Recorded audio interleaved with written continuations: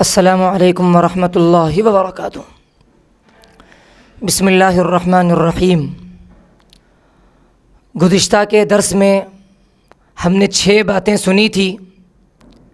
Number 1 تجوید کی تعریف، number 2 تجوید اور علم تجوید کی اہمیت و ضرورت، نمبر 3 تصحیح کی ضرورت اور اس کے شعبہ جات، نمبر 4 نورانی قاعدے کی وجہ تسمیہ اور نور محمد لدھیانوی رحمۃ اللہ علیہ کا تعارف، نمبر 5 کیا نورانی قاعدہ پڑھانا ہی ضروری ہے، نمبر 6 اساتذہ کرام کے لیے بنیادی چند گزارشات۔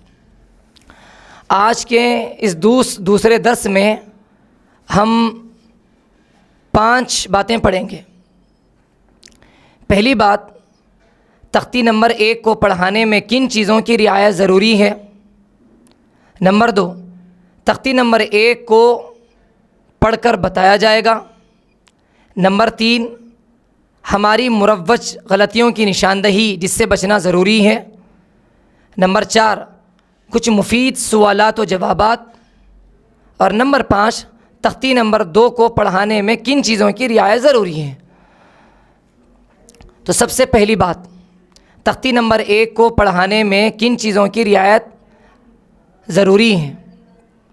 پہلی بات، استاد نورانی قاعدے کے شروع میں طریقۂ تعلیم کی ہدایت ضرور پڑھیں۔ سب سے پہلے آپ کو نورانی قاعدہ پہلی تختی پڑھانا ہے، تو سب سے پہلے آپ نورانی قاعدے کے شروع میں جو ہدایت لکھے ہوئے ہیں اس کو پڑھیں، 1 مرتبہ 2 مرتبہ 1 سے زائد مرتبہ پڑھیں، اس کا مذاکرہ کریں، اس کو سمجھیں اور انہی کے مطابق ہم سبق پڑھائیں، بچوں کا سبق سنیں۔ نمبر 2، چونکہ حروف مفردات تعلیم کی بنیاد اور جڑ ہوتی ہے، لہٰذا بہت ہی نرمی محبت کے ساتھ تھوڑا تھوڑا سبق دیں، زیادہ کی چکر میں حرص میں نہ چلے جائیں، بچوں کے اصرار پر زیادہ سبق دے کر تجوید کا نقصان نہ پہنچائیں۔ نمبر 3 مخارج حروف پر خاص توجہ دیں۔ سارے تختیوں میں اس کی اہمیت زیادہ ہوتی ہے کیونکہ اس کا تعلق ادائیگی سے ہوتا ہے۔ فن تجوید کا مقصد ہی مخارج حروف میں مہارت حاصل کرنا ہے۔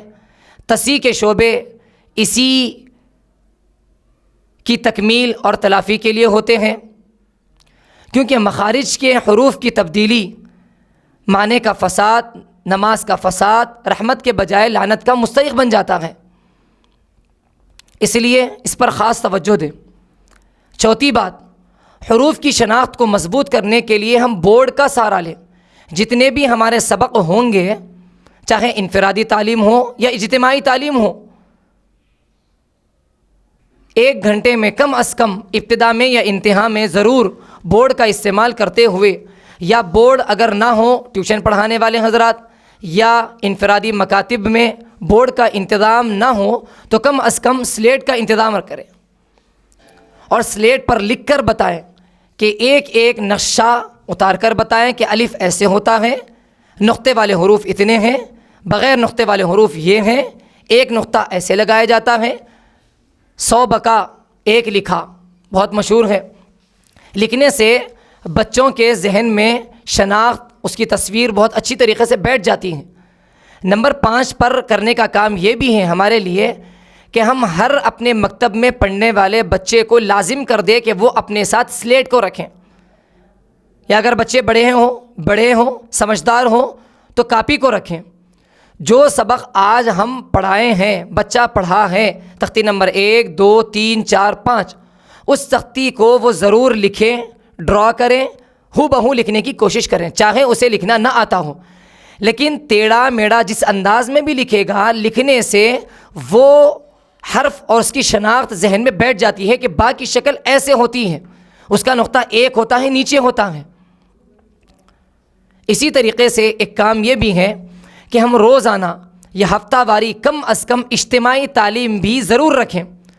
جہاں انفرادی تعلیم ہوتی ہو وہاں پر بھی اجتماعی تعلیم ضرور 10 منٹ کے لیے، آپ کا گھنٹہ مکتب کا 1 گھنٹے کا ہے، آدھے گھنٹے کا ہے، مغرب تا عشاء ہے، عصر تا مغرب ہے، وقت ختم ہونے سے پہلے اجتماعی تعلیم سب کو رکوا کر، سب کا انفرادی سبق رکوا کر 1 تختی روزانہ پڑھائیں، اجتماعی مخارج حروف کو درست کروائیں۔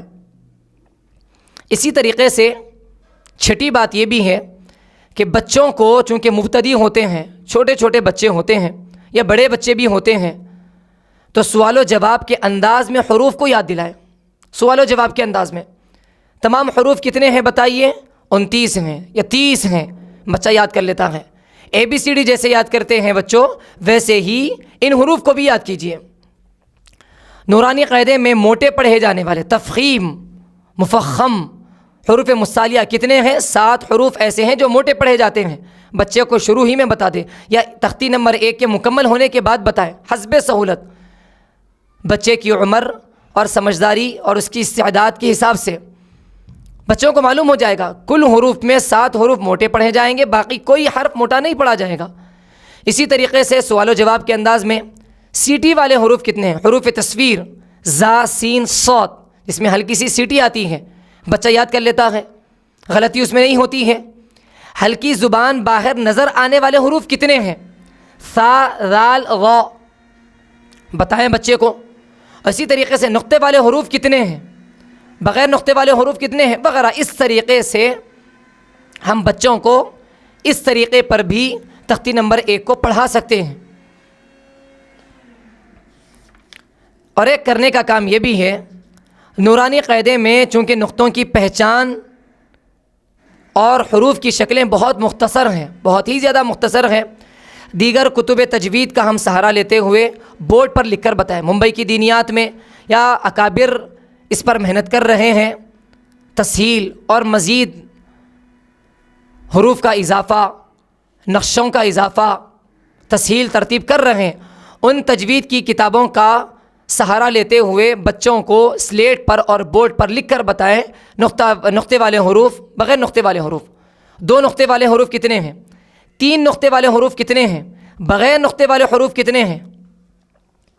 ایک اور کرنے کا کام یہ ہے، چونکہ طلباء مبتدی ہوتے ہیں، انگریزی انہوں نے پڑھا اور تیلگو انہوں نے پڑھا، ہندی انہوں نے پڑھا، جس تدریج اور جس تدریب کے ساتھ اسکولوں کے اندر نہج ہے، چھوٹے بچوں کو پزلز کے ذریعے سے، کھلونوں کی شکل میں، ڈبوں کے ذریعے سے، دیوار پر ڈال کر یا اٹوں میں یا پیپروں میں، کاغذات میں لکھ کر بچوں کو ڈال دیں۔ بتائیں بچوں پہچانو اس کے اندر سے قاف کون سا حرف ہے، ہا کون سا حرف ہے، عین کون سا حرف ہے۔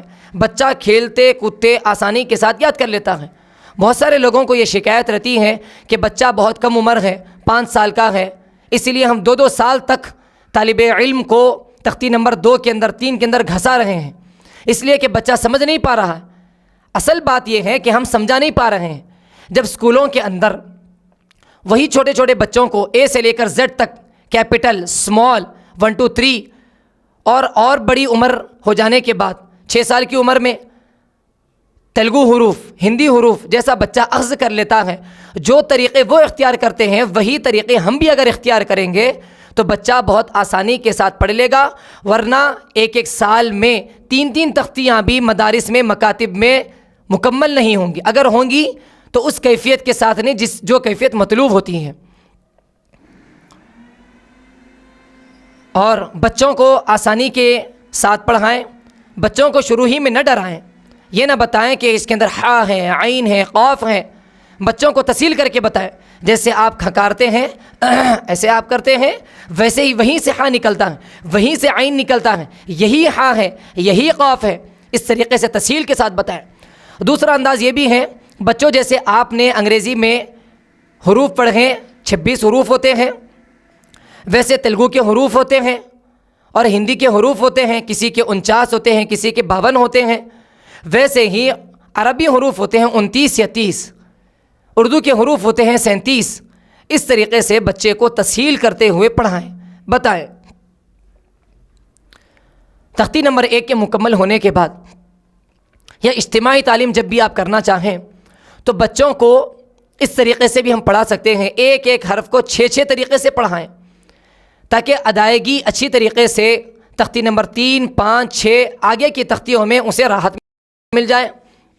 با کو پڑھانا ہے، با پڑھانے کے بعد بچے کو پڑھائیں با بی بو، اب اب اب، تو با کو 6 طریقے سے بچے نے پڑھا. با کے اوپر زبر زیر پیش کے ساتھ، با پر جزم دیتے ہوئے ماقبل کے حرف پر، پہلے والے حرف پر زبر زیر پیش لگائیں. حکیم الامت تھانوی رحمۃ اللہ علیہ نے فرمایا کسی بھی حرف کے مخرج کی صحیح ادائیگی اسی وقت ہو سکتی ہے جب کہ اسے آپ جزم دے کر ماقبل سے ملائیں. تو اب، اب، اب، تا، تی، تو، ات، ات، ات، ثا، ثی، ثو، اس طریقے سے تمام حروف کی اجتماعی مشق کروائیں. ایک بات یہ بھی ہے اس سلسلے میں جو کرنے کا کام مزید تختی نمبر 1 کو پختہ کرنے کے لیے، اگر ہم یہ کریں بسہولت زیادہ دن نہیں جائیں گے، زیادہ وقت نہیں جائے گا. اگر آپ تھوڑا تھوڑا سبق 3 حرف بھی اگر دیتے ہیں، 2 حرف بھی دیتے ہیں، تو 15 سے 20 دن کے اندر مکمل ہو جائے گا. اور یہ تجربات کرنے سے، یہ حکمت عملی کے کام کرنے سے بچے کا شوق ذوق بڑھے گا. لکھنے میں اس کا وقت باتیں کرنے کے بجائے کام میں آ جائے گا. بچے جو شور پکار کرتے رہتے ہیں، لکھنے کا کام اگر ہم دے دیں گے تو بچوں کا وقت ضائع ہونے سے بچ جائے گا، حروف کی شناخت مضبوط ہو جائے گی، بچے کو لکھنا بھی غیر محسوس طریقے سے آ جائے گا، شوق بھی بڑھ جائے گا، والدین خوش ہو جائیں گے، ہمارا مقصود حاصل ہو جائے گا. تو ایک کام یہ بھی ہے کہ حروف کو سیدھا بھی رٹائیں اور الٹا بھی رٹائیں اگر بسہولت ہو سکے، یا کم از کم اتنا تو ہم کر سکتے ہیں، سیدھا پڑھائیں پھر الٹا بھی پڑھائیں، درمیان سے بھی سوال کریں. بعض دفعہ ہوتا ہے کہ بچہ سب سے سنتے ہوئے الف با تا تا اخیر تک پڑھ لیتا ہے، لیکن وہی الٹا اگر اسے پڑھانا شروع کر دیں تو چونکہ شناخت نہیں ہوئی ہے اس لیے وہاں جا کر وہ اٹک جاتا ہے. اس لیے اس کی بھی مشق کرائیں. تختی نمبر 1 میں جو پہلی تختی کے امتحان کے نیچے لکھے ہوئے بے ترتیب جو حروف ہوتے ہیں، تا، تو، ثا، یہ بہت کام کے الفاظ ہیں. یہ اکابر نے بہت اچھے انداز میں اس کو مرتب کیا ہے.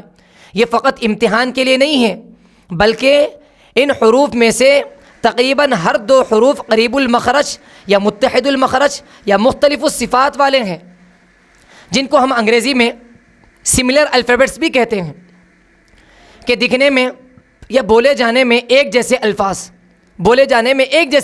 جیسے کہ مخرج جن کا ایک ہے تا، تو، ثا، سین. بچہ انہی میں غلطی کرتا ہے، ثا ادا کرنے جاتا ہے سین ادا کر دیتا ہے، شین کی ادائیگی میں صاد، ہا کی ادائیگی میں ہا. تو اس کے لیے بہتر طریقہ یہ ہے کہ جب بھی ہم یہ امتحان والا تا، تو، ثا، سین پڑھائیں، اس کو ہم بچے کو اس طرح مکلف بنائیں کہ 2 حرف کو ایک سانس میں اطمینان سے پڑھیں.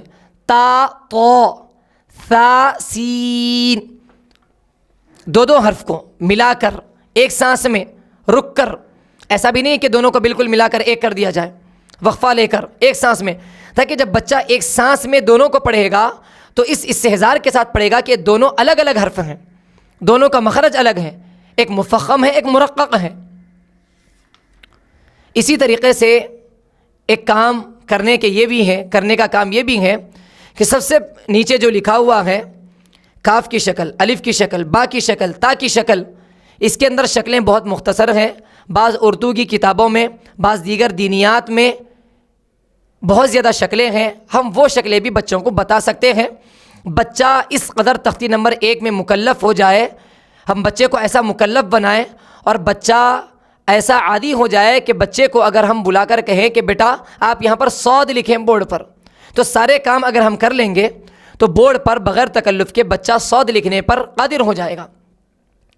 اس کا ہم اہتمام کریں. ہفتے میں 1 مرتبہ کا کم از کم گیم کھیل سکتے ہیں، سوالات کر سکتے ہیں، چھوٹے بچوں کی نفسیات کا لحاظ رکھتے ہوئے بچوں کو پڑھا سکتے ہیں. اسی طریقے سے ہر تختی کے بعد امتحان کا نظم ضرور ہو. پہلی تختی آپ کے اعتبار سے جب مکمل ہو چکی ہے تو تختی نمبر 1 کے مکمل ہونے کے بعد کسی سے تصویب کرا لیں، آپ کسی کو بلا کر یا کسی کے پاس بھجوا کر، یا اگر ٹیوشن ہے، انفرادی مکتب ہے، آپ کا کوئی معاون نہیں ہے تو کم از کم 15 دن میں، 10 دن میں، 1 مہینے میں کسی اپنے معاون کو، اپنے دوست کو، کسی حافظ صاحب کو، کسی مجود کو امتحان کے عنوان سے بار بار بلاتے رہیں، ہمدردی میں، محبت میں، یا بالمعاوضہ، بلا معاوضہ، جو بھی آپ طے کریں، بلا کر، تاکہ آپ کا مکتب بافیض ہو، کم وقت میں نتیجہ خیز ہو. اسی طریقے سے یہ تو باتیں تھیں کرنے کے کام۔ ہماری جو غلطیاں تختی نمبر 1 کے پڑھانے میں جو پائی جاتی ہیں اس کو میں پڑھ کر بتاتا ہوں۔ سب سے پہلے تختی نمبر 1 کے سارے حروف صحیح جو ہیں اس کو پڑھ کر بتاتا ہوں۔ قاری امیر الحسن صاحب رحمۃ اللہ علیہ کو ہم نے دیکھا، حضرت آتے تھے اور تمام حروف پڑھ کر سناتے تھے، لیکن پڑھنے میں کسی قسم کا تکلف، بناوٹ، ہونٹوں کو پر کرنا یا گال کو پر کر دینا یا چہرے کو بگاڑ دینا یا پیشانی پر بل کا آنا، مشکل سمجھ کر نکالنا، یہ کام نامناسب ہے، یہ بہتر کام نہیں ہے۔ پڑھنے کا طریقہ: الف، با، تا، ثا، جیم، ہا میں 2 طریقے ہیں، ایک کھنکار کر ہا ایسا بھی نکالتے ہیں، ہا ایسا بھی طریقہ ہے۔ خ، دال، ذال، را، زا، سین، شین، صاد، ضاد، طا، ظا، عین، غین، فا، قاف، کاف، لام، میم، نون، واو، ہا، حمزہ، یا۔ اس کے اندر طلباء کرام پڑھنے میں جو غلطی کرتے ہیں تعرف الاشیاء باضدادها، غلط بتایا جائے یا سمجھ میں آ جائے بچے کو تو صحیح پڑھنا اس کے لیے آسان ہو جاتا ہے بہت سی مرتبہ۔ تو بچے الف کے پڑھنے میں الف یا الف پڑھ دیتے ہیں جو کہ غلط ہیں۔ اسی طریقے سے بعض حروف کے پڑھنے میں منہ کھول کر پڑھنا چاہیے، لیکن طلباء منہ چبا کر، دبا کر، آواز کو نیچی لے جا کر منہ کو بند کر کے پڑھتے ہیں۔ ب، ت، ث، دال، ذال، کیف، لام، یہ بالکل غلط ہے۔ یہ امالہ ہے، یہ جھول ہے۔ عربی میں قرآن پاک میں سوائے مجرے ہاں کے عربی حفظ کے اعتبار سے کہیں بھی جھول نہیں ہے۔ اردو میں جھول ہے، اردو میں بڑی یا مجھول کے لیے استعمال ہوتی ہے اور چھوٹی یا جسے ہم کہتے ہیں جس کی شکل چھوٹی یا کی ایسے ہوتی ہے، چھوٹی یا معروف کے لیے استعمال ہوتی ہے، لیکن عربی میں کہیں بھی مجھول نہیں ہے۔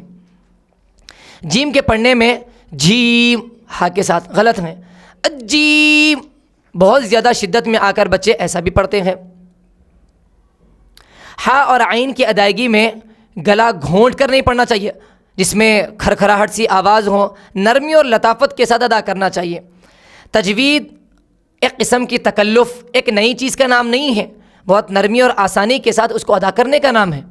بناوٹ بنا کر گھونٹتے ہوئے عین بہت زیادہ آپ نکال رہے ہیں۔ ہاں، ابتدا میں بچوں کو سمجھانے کے لیے بہت ہی زیادہ شدت کے ساتھ بتا رہے ہیں تاکہ بچہ کم از کم صحیح رخ پر آ جائے، وقتی طور پر گنجائش ہے، لیکن پڑھنے کا طریقہ ایسا گلا گھونٹ کر نہیں ہے۔ فوائد مکیہ میں اس کی تصریح بھی کی گئی ہے۔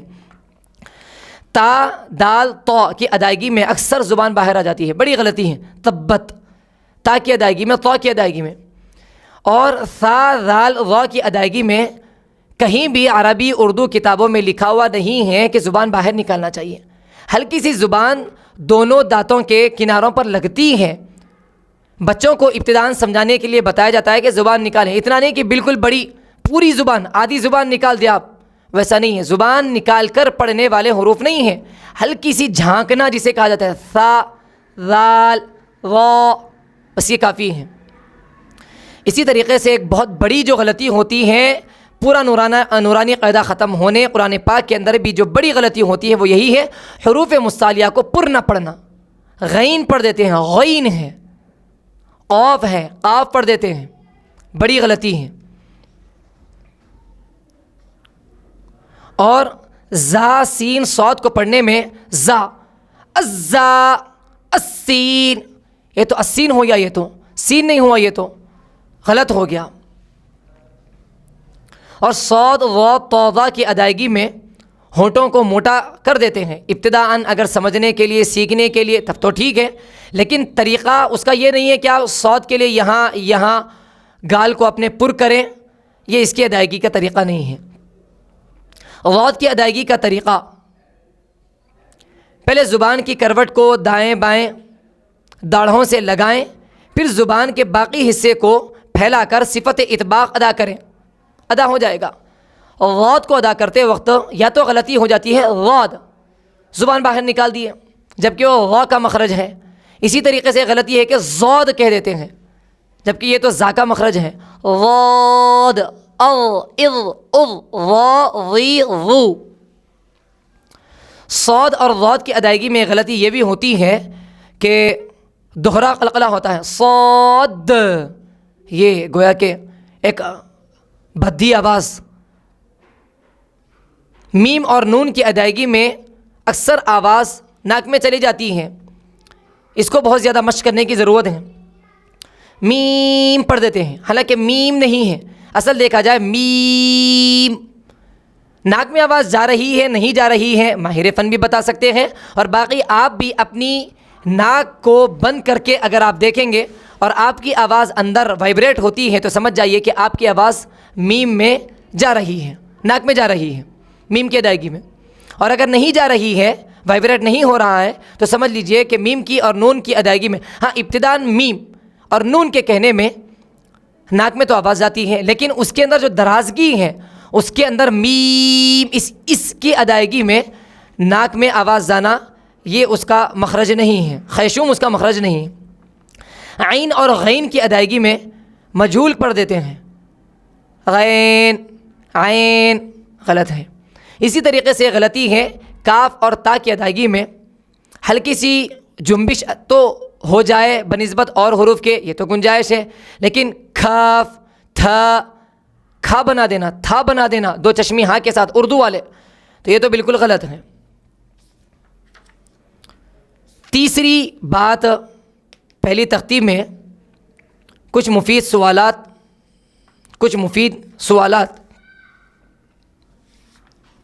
اور نکتے والی باتیں،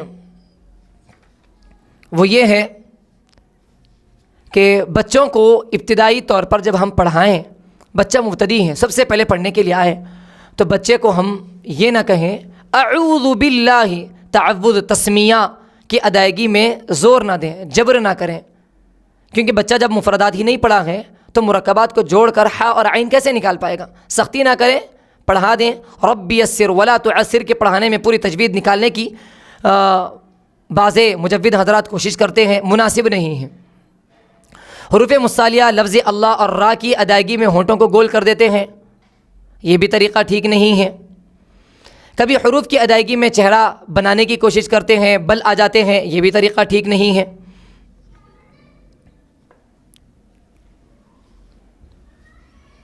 یہ جتنی باتیں ہیں ساری کی ساری باتیں ضروری نہیں ہیں ہر مکتب کے اندر، ہر مجود یا ہر طالب علم کے سامنے یہ چیز پیش آئے، بتایا جائے، یہ ضروری نہیں ہے۔ ایک سوال یہ پیدا ہوتا ہے کہ اجتماعی تعلیم اصل ہے یا انفرادی تعلیم اصل ہے؟ بڑا مسئلہ ہوتا ہے۔ انفرادی تعلیم کا مطلب یہ ہے کہ ایک ایک طالب علم کا سبق سنیں پھر علیحدہ علیحدہ سبق دیں۔ اجتماعی تعلیم کا مطلب یہ ہوتا ہے جیسے کہ اسکولوں کے اندر ہوتا ہے، سب کا سبق ایک ہی جگہ ہے، سب کا سبق۔ درسگاہ کے اندر 15 طلباء ہیں، 15 طلباء کا سبق ایک ہی ساتھ ہے۔ انفرادی تعلیم میں ایک فائدہ بھی ہے، ایک نقصان بھی ہے۔ ایک فائدہ یہ ہے کہ بچوں کی ذہانت کے اعتبار سے ہر بچے کا سبق الگ الگ جگہ ہو سکتا ہے۔ کوئی بچہ ذہین ہوگا، اس کا سبق، اس کا نورانی قاعدہ، اس کا قرآن جلدی ختم ہو جائے گا، لیکن یہ فائدہ اجتماعی تعلیم کے اندر نہیں ہے۔ لیکن انفرادی تعلیم میں ایک نقصان یہ بھی ہے کہ استاد کو ہر بچے کا سبق علیحدہ علیحدہ سننا پڑتا ہے اور علیحدہ علیحدہ پڑھانا پڑتا ہے۔ استاد محترم وقت کو بچانے کے خاطر بچے کا سبق سننے کے بعد تاریخ ڈال دیتے ہیں اور یہ کہتے ہیں کہ آپ کو آئندہ کل یہاں تک سنانا ہے، پڑھاتے نہیں ہیں، تو اس سے بچہ غلط سلط یاد کر کے آتا ہے، محنت ضائع ہو جاتی ہے۔ تو یہ انفرادی تعلیم کا ایک نقصان ہے اور وقت اس کے اندر زیادہ چلے جاتا ہے۔ وہی اجتماعی تعلیم کے اندر وقت بچ جاتا ہے اور استاد پڑھ کر سناتا ہے، لیکن ہمیں یوں سمجھ میں آیا ہے کہ اجتماعی تعلیم اور اجتماعی سبق یہ انہی مکاتب میں درست ہو سکتا ہے جہاں طلباء کی تعداد کافی زیادہ ہو، مکتب منظم اور ایک چھوٹے اسکول اور مدرسے کی شکل اختیار کر چکا ہو، وہاں پر تو یہ نظام درست ہو سکتا ہے، ورنہ انفرادی یا مبتدی جس کا مکتب ہوتا ہے، آج ایک مکتب کے اندر ایک نئے بچے کا داخلہ ہوا، کل ایک نئے بچے کا داخلہ ہو رہا ہے، منظم ہمارے پاس ابھی نہیں بنا ہے اور ہم کو مکتب بڑھانا ہے، تو ایسی صورت میں ہر بعد میں آنے والے بچے کی وجہ سے کیا ہم آنے والے جو ایک مہینے سے جو ہمارے پاس بچہ پڑھ رہا ہے اس کے سبق کو ہم پیچھے کر دیں گے اجتماعی تعلیم کے عنوان سے؟ یہ نقصان ہو سکتا ہے۔ ہاں ایسا بھی ہو سکتا ہے کہ انفرادی مکاتب میں ہم گروپ بندیاں بنا دیں، جب ایک وافی مقدار میں طلبہ آ جائیں، 10 15 20 آپ کے مطلوب کے اعتبار سے ایک درسگاہ بن چکی ہے، تو اس میں 2-3 گروپ بنا دیں، ایک گروپ کو بلائیں، پھر اس کے بعد پڑھائیں اور سب بچے استاد کی زبانی سن کر دیکھ کر پڑھیں گے، تو یہ دونوں کے اعتبار سے اس کی تلافی ہو سکتی ہے۔ حضرت مولانا اسماعیل صاحب کاپود روی دامت برکاتہم فرماتے ہیں سب کو اختیار کریں، نقصان کرنے سے بچائیں، فقط زبانی تعلیم نہ دیں۔ ایسا ہوتا ہے بعض دفعہ بعض مکاتب میں کہ صرف زبانی پڑھا دیتے ہیں، دراسہ ودع عبدا، طالب علم کو معلوم نہیں ہے کہ دراسہ کہاں ہے، ودع کہاں ہے، معلوم نہیں ہوتا ہے، بس بچے کو استاد محترم نے زبانی پڑھا دیا، زبانی سن لیا اور زبانی یاد کر لیا، لیکن دراسہ کہاں ہے، ودع کہاں ہے، معلوم نہیں ہوتا ہے۔ اس لیے بچے کو حل کرنے کے لیے انگلی رکھ کر بتائیں۔ یہ سارے کام اگر ہم کریں گے تختی نمبر 1 کے اندر بہت امید ہے کہ طالب علم تختی نمبر 1 کا حق ادا کر دے گا۔ اور اخیر میں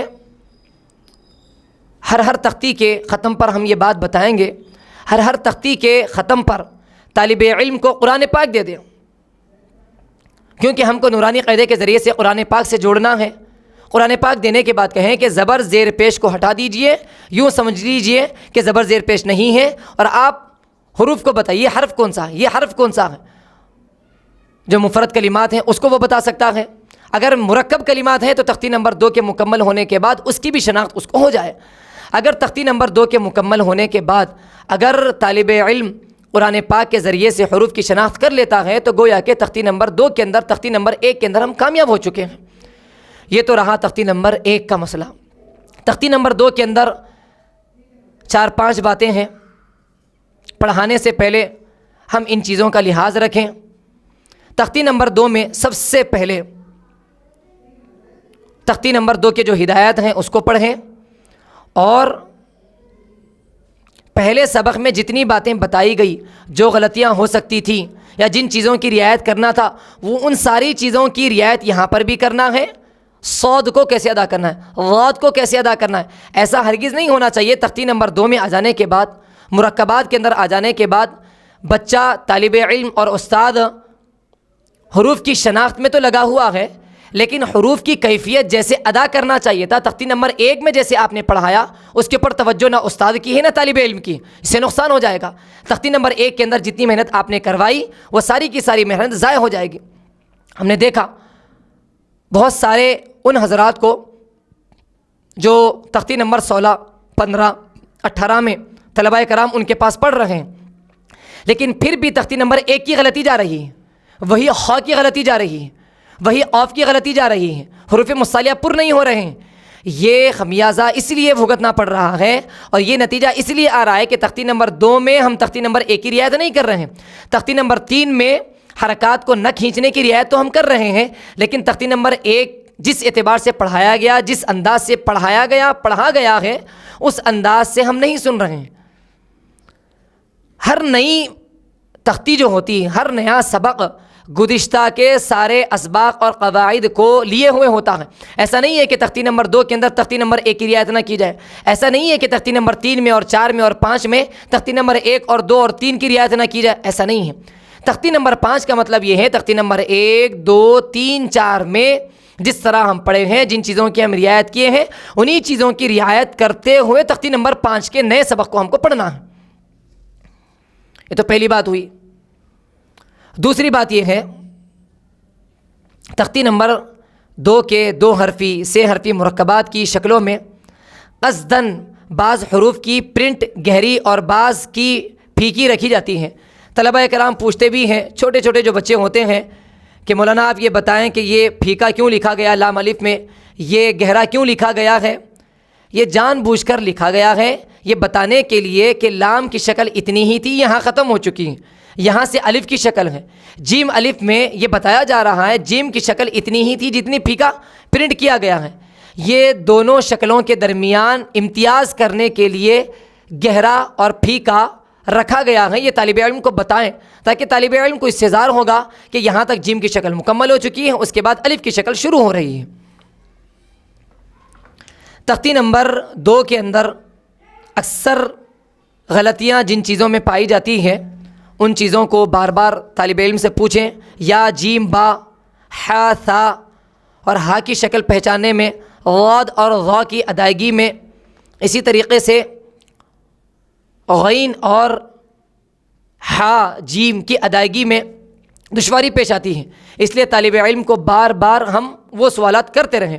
اسی طریقے سے ہمیں چاہیے کہ جتنے حروف یہ لکھے ہوئے ہیں اس کے علاوہ ایک اور پرچے میں ہم مرکبات لکھ لیں، جوڑ کر لکھ لیں، اس کے بعد اس طالب علم کے سامنے رکھ دیں اور کہیں کہ ان حروف کو بھی ویسے ہی پڑھ کر بتائیے جیسے کہ آپ نے تختی نمبر 2 کے اندر پڑھ کر بتایا ہے۔